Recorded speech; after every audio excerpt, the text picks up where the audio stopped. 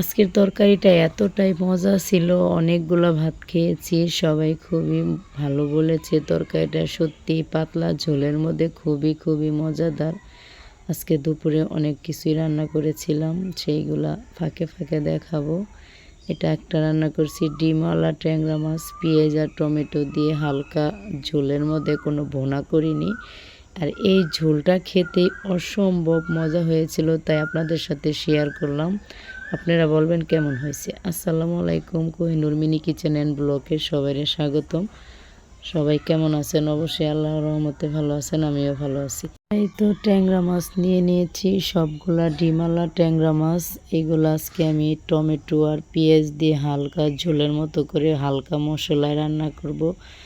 দেখেন, সাথেই থাকেন, পাশে থাকেন, দেখতে থাকেন কিভাবে রান্না করি। আমি জানি না আপনারা কে কীভাবে ট্যাংরা মাছ পছন্দ করেন। ট্যাংরা মাছ আমার কাছে যে কোনোভাবে রান্না করলে ভালো লাগে। ট্যাংরা মাছ ভাজতে হয় না, আমার শাশুড়ি বলে।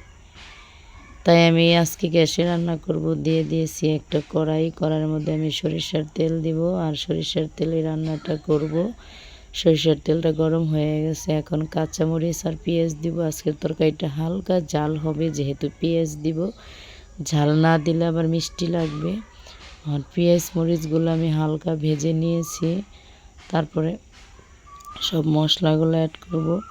কারণ হলুদ হচ্ছে, এই কারণেই এগুলা কিন্তু আমি ভেজে নিয়েছি। এই পেঁয়াজ মরিচ আর সরষের তেলে রান্না করলে সবাই জানেন একটু হলুদই হয়, তাই জন্য এখন আবার একটু দিয়ে দিলাম পানি। পানিটা দেওয়ার পর মশলা অ্যাড করব। গ্যাসের মধ্যে তো পুড়ে যাওয়াই বেশিরভাগ, সেই জন্য এখন দিয়ে দিলাম রসুন বাটা। একটু পানি দিয়ে তারপরে দিয়ে দেব সব শুকনা গুঁড়া মশলা, দিয়ে দিলাম হলুদের গুঁড়াটা দিয়ে একটু নেড়ে চেড়ে দিলাম, মিশিয়ে দিতেছি। এক একটা মশলা অ্যাড করতেছি আর আমি একটু একটু মিক্স করে দিচ্ছি। হলুদটা মনে হয় কম হবে, সেই জন্য আমি আর একটু দিলাম। আর কাঁচামরিচটা খুবই ঝাল, গুঁড়ামরিচ দিলে রং হওয়ার জন্য অল্প একটু দিব, বেশি দিব না। আর এই গুঁড়ামরিচটা আমাদের ঝাল না, লাল মরিচের গুঁড়াটা, সেই জন্যই দিলাম। আর স্বাদ মতো লবণ। এখন আমি সুন্দর করে মশলাটা নেড়ে চেড়ে চুলার আঁচটা কমিয়ে কষিয়ে নিব। আর এই বৃষ্টির মধ্যে ইচ্ছা ছিল খিচুড়ি রান্না করার, কিন্তু শরীরটা ভালো নেই, বয়সটা এখনও ভালো লাগে না, গলাটা ব্যথা। দিয়ে দিলাম টমেটোগুলো মিষ্টি, টক না, চিকন করে কেটে নিয়েছি। এখন টমেটোটা দিয়ে আমি সুন্দর করে একটু নেড়ে চেড়ে কষিয়ে নিব। আর ট্যাংরা মাছ ভাজা খেতে অন্যরকম স্বাদ হয়, আর রান্না করলে, ভেজে রান্না করলে ভালো লাগে না।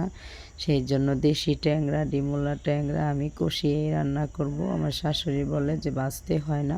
সাগরের বড় বড় ট্যাংরা মাছ হলে হালকা একটু কাঁচ ভাজা দিতে হয়, এটা শাশুড়ি মা বলে। যাই হোক, এখন আমার টমেটো দেওয়ার পর মশলাটা কষানো হয়ে গেছে, দিয়ে দিলাম ট্যাংরা মাছটা দিয়ে এখন আমি আলতু হাতে একটু নেড়ে চেড়ে দিব।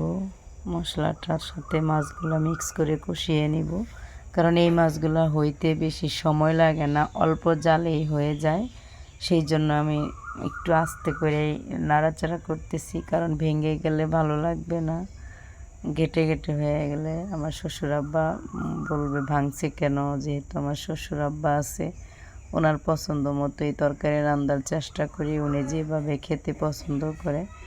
এখন কষানো হয়ে গেছে বন্ধুরা, ঝোলের পানি দিয়ে দিলাম। আমি হালকা ঝোল রাখবো, বেশি ঝোল রাখবো না, আবার বেশি ঘনও করব না। আর এই দেশি মাছের স্বাদটা কিন্তু ঝোলেই লাগে। আর আমার শ্বশুর উনি ঝোলটাই বেশি পছন্দ করে যে কোনো তরকারি উনি। তারপরে দেখেন বন্ধুরা, দুঃখের ব্যাপার, গ্যাস শেষ হয়ে গেছে। চলে আসলাম আবার চুলার পাড়ে রান্নাঘরে, তাই কালিয়ালা কড়াইতে তরকারিটা ঢেলে দিয়ে আবার একটু জাল দিয়ে নিব। গ্যাসের যে কি দাম বেড়ে গেছে কি বলবো, এখন যে কতদিন আনবে না, 6 মাস 2 মাস 3 মাস সেটা হিসাব নাই। যখন কাজ হবে, টাকা হবে, তখন যদি মন ভালো থাকে তাহলে আনবে, না হলে আনবে না। আর বন্ধুরা, আমার রান্নাটা যদি আপনাদের কাছে একটু হলেও ভালো লাগে, প্লিজ চ্যানেলটা সাবস্ক্রাইব করে পাশে থাকবে, নোটিফিকেশনে ক্লিক করে দিবেন, বন্ধুবান্ধবের কাছে শেয়ার করে দিবেন। আর যে সাবস্ক্রাইব করে পাশে আছেন, ধৈর্য ধরে ভিডিওটা দেখছেন, তাকে অসংখ্য অসংখ্য ধন্যবাদ। সবসময় সাপোর্ট করবেন, বেশি বেশি সাপোর্ট করবেন। আজকে অনেকগুলো আইটেম করছি, সবগুলো একটু করে ক্লিপ নিয়েছি। এই যে পেঁপে টমেটো দিয়ে কই মাছ রান্না করছি, কই মাছ ভেজে। আর হাতে মেখে টাকি মাছ ভর্তা করছি, বোম্বাই মরিচ দিয়ে মসুর ডাল ভুনা করছি। তাহলে দেখা হবে পরের ভিডিওতে। আজকে এই পর্যন্তই। সবাই ভালো থাকেন, সুস্থ থাকেন। আল্লাহ হাফেজ।